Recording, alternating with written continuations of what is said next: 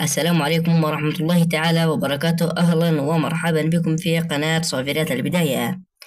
إليكم في هذا الفيديو الجديد الذي سوف نتحدث عن موعد المباراة والتوقيت والقناة الناقلة للمباراة القادمة التي ستجمع بين منتخب المغرب من أمام منتخب كينيا في بطولات أفريقيا للمحليين في الجولة الثالثة.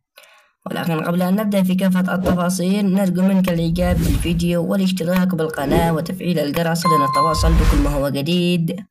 اكتب لنا آراءك وتوقعاتك لنتيجة المباراة في الأسفل في التعليقات، ولا تنسوا الصلاة والسلام على نبينا محمد صلى الله عليه وسلم. وستقام المباراة بتاريخ الأحد الموافق 2025 شهر 8 يوم 10 في تمام الساعة 10 مساء بتوقيت مكة. وبهذا قد نكون انتهينا من تفاصيل هذا اللقاء، ونتمنى التوفيق لمنتخبنا المغرب في كل البطولات، وفي أمان الله.